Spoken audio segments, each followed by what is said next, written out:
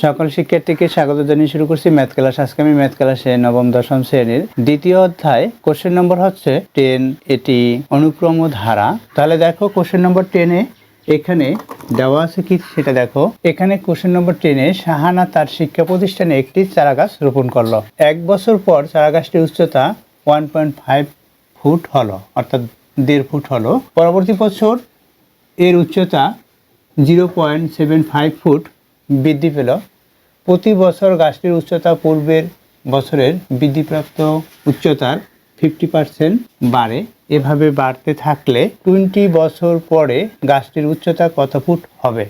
দেখো, শাহানা যখন গাছটি রোপণ করেছে তখন এর উচ্চতা দেওয়া ছিল না, অর্থাৎ যখন রোপণ করলো 1 বছর পরে 1.5 ফুট হলো। এখানে যেহেতু রোপণ করার উচ্চতা দেওয়া নেই, তাহলে পরবর্তী বছরে অর্থাৎ 1 বছর পরে 1.5 ফুট উচ্চতা হয়।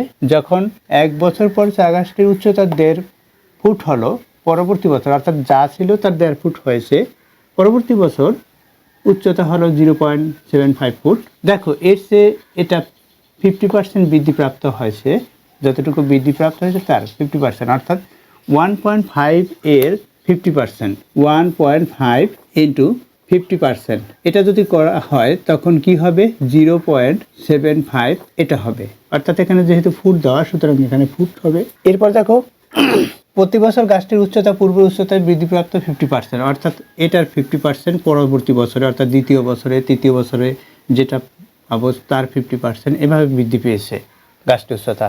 তাহলে আমরা প্রথমে লিখতে পারি 1 বছর পর চা গাছটির উচ্চতা বৃদ্ধি পেল 1.5 ফুট। তাহলে দেখো, তাহলে লিখি, দেওয়া আছে 1 বছর পর, সংখ্যায় লিখি 1 বছর পর চারা গাছটি বৃদ্ধি পেল 1.5 ফুট। 1 বছর পর চারা গাছটি বৃদ্ধি পেল 1.5 ফুট। এখন 2 বছর পর, 2, এখানে বছর লেখা আছে, এখানে কমা দেয়, 2 বছর পর চারা গাছটি বৃদ্ধি পেল 0.75 ফুট। 3 বছর পর অর্থাৎ 3 বছর পর চারা গাছটি বৃদ্ধি পেল 0.75 এর 50%। দেখো, এখানে এর 50% বৃদ্ধিপ্রাপ্ত, তাহলে এর 50%, আমরা 50% লিখলাম। তাহলে 50% কত হবে? অর্থাৎ এত এর 50%। আমরা ক্যালকুলেটর ব্যবহার করি, অথবা আমরা এভাবে করতে পারি। দেখো, 0.75 এর 50%-এ 50/100 হবে। দেখো, 50% 50/100 হবে, পার্সেন্টে 100 হয়। তাহলে এখন আমরা কি করব? এই 50 দিয়ে এটাকে ভাগ করি, 2 হবে। এখন এটার কি হবে?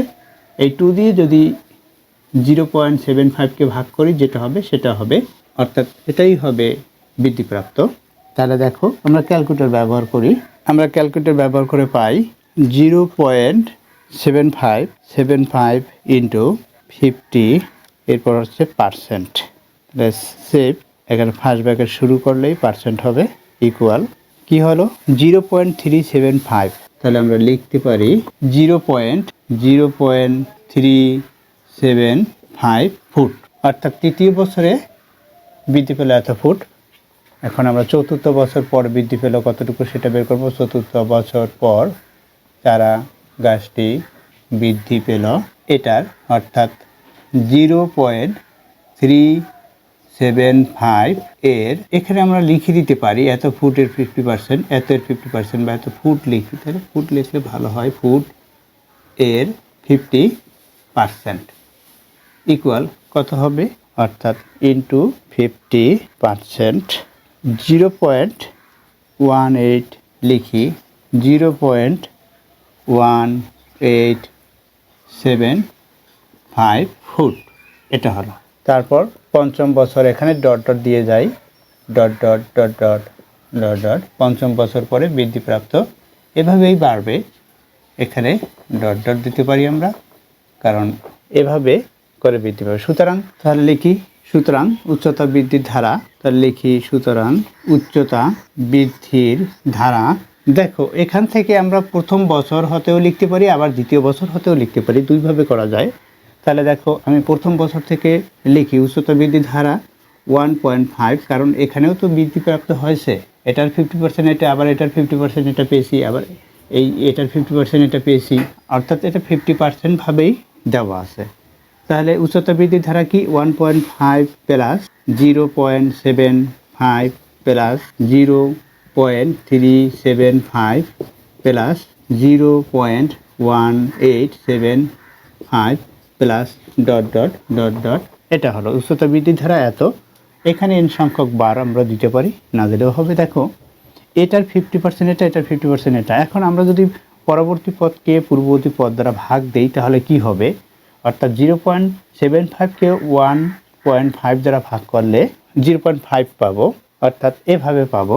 পরবর্তী পদ হচ্ছে 0.75 ভাগ 1.5, এটা যদি আমরা দেখাতে যাই তাহলে কি হবে, এখানে দেখো আমরা লবহরকে এই যেহেতু দশমিক বিন্দুর পর দুইটা অঙ্ক, সুতরাং আমরা যদি এটা স্বাভাবিক সংখ্যায় পরিণত করতে চাই তাহলে 100 দ্বারা লবহরকে গুণ করব। তাহলে 100 দ্বারা লবহরকে গুণ করলে এখানে হবে 75, এখানে কি হবে, এখানে হবে 150, এটা হবে 100 দ্বারা লবহরকে আমরা গুণ করেছি, অর্থাৎ 100 দ্বারা। এর কারণ হচ্ছে দশমিক বিন্দুর পর দুই অঙ্ক আর এখানে এক অঙ্ক, সুতরাং আমরা দুই অঙ্ক যেহেতু, সুতরাং 100 দ্বারা লবহরকে গুণ করেছি। লবহরকে 100 দ্বারা গুণ করলে এটা স্বাভাবিক সংখ্যায় পরিণত হলো। এটা যেহেতু দশমিক বিন্দুর পর একটা, তাহলে একটা শূন্য বাদ যাবে, তাহলে 10 থাকবে, 10-এর সাথে 15 গুণ হয়ে 150 হলো।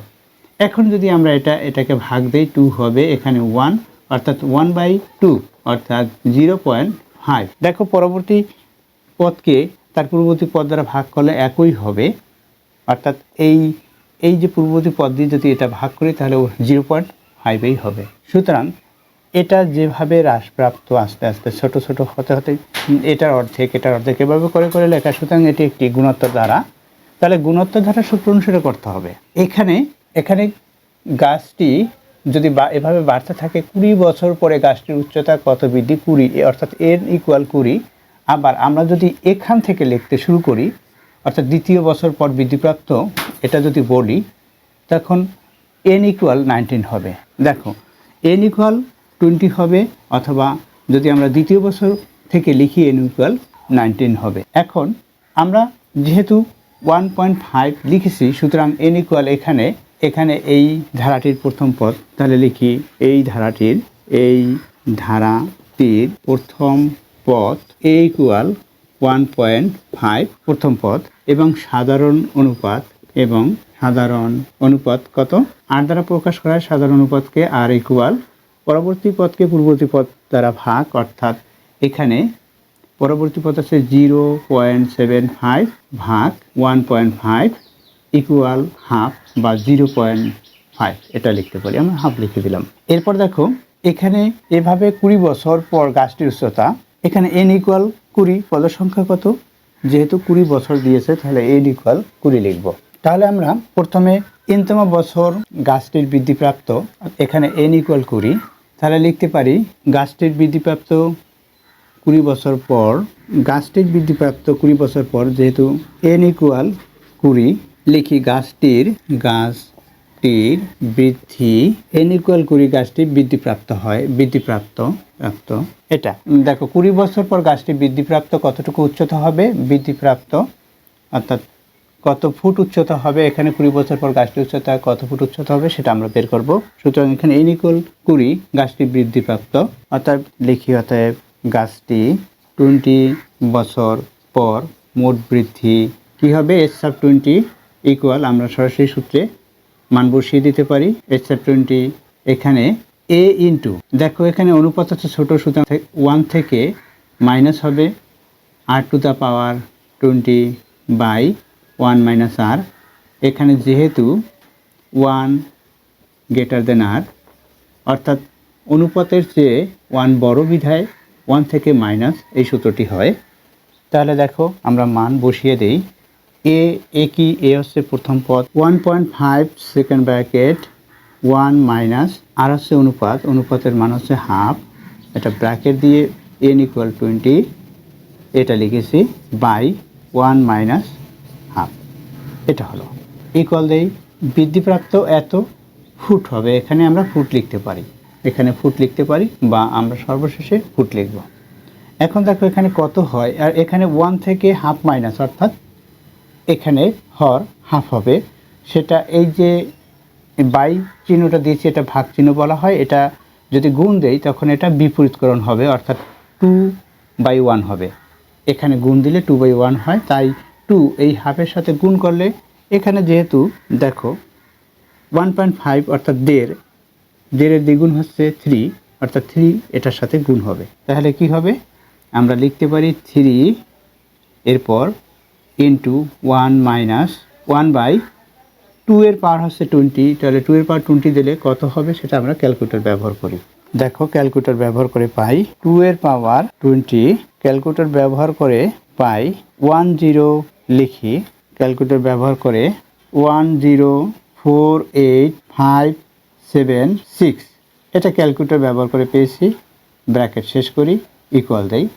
এখন এখানে এটা থেকে 1 বিয়োগ করলে কত হবে, 3 ইন্টু, অর্থাৎ এখানে লসাগু করব, তাহলে কি হবে, এটা তো সরাসরি এটার সাথে লসাগু করলে এটা গুণ হবে, সেটা থেকে 1 বিয়োগ করি, তাহলে এই 6 এর স্থানে 5 লিখে দেবো, অর্থাৎ 1048577 এরপর 6 এর স্থানে 5 হবে, অর্থাৎ 1 থেকে লসাগু করলে যেটা হয় সেটাই আমরা লিখলাম।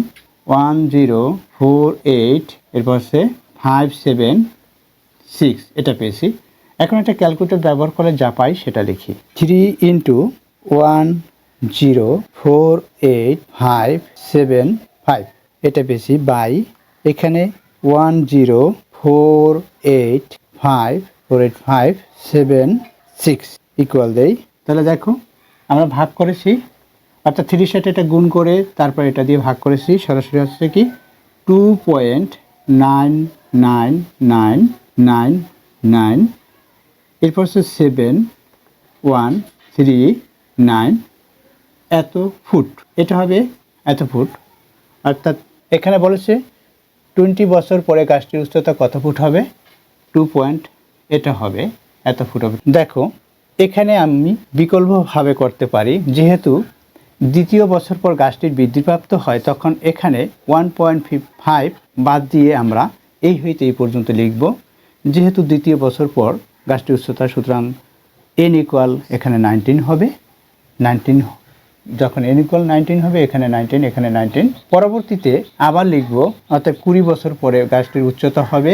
এখানে n ইকুয়াল যখন 19 হবে তখন যে উত্তর পাবো সেই উত্তর সাথে 1.5 প্লাস করতে হবে। 1.5 প্লাস করলে এটাই আবার উত্তর আসবে।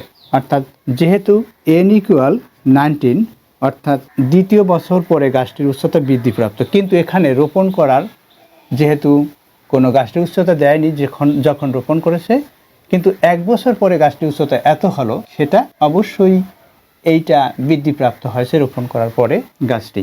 আশা করি এটি বুঝতে পেরেছো যে কিভাবে করতে হবে। যদি এভাবে না করো তাহলে এখানে 1.5 এটা না লিখে আমরা দ্বিতীয় বছর পর বৃদ্ধিপ্রাপ্ত হয় সেটা লিখব, অর্থাৎ এই হইতে শুরু করব।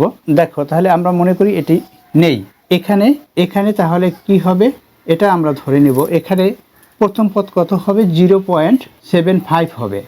সাধারণ অনুপাত তখন কত হবে, এখানে সাধারণ অনুপাত হবে পরবর্তী পদকে পূর্ববর্তী পদ দ্বারা ভাগ, অর্থাৎ 0.375কে ভাগ 0.75, অর্থাৎ এটার পরিবর্তে তখন এটাই হবে, অর্থাৎ ভাগ করলে 0.5 বা 1/2 আমরা লিখতে পারি। এখন যেহেতু এভাবে লিখব, n ইকুয়াল এখানে 19 লিখব, n ইকুয়াল 19, অর্থাৎ গাছটি দ্বিতীয় বছর পর বৃদ্ধিপ্রাপ্ত হয়।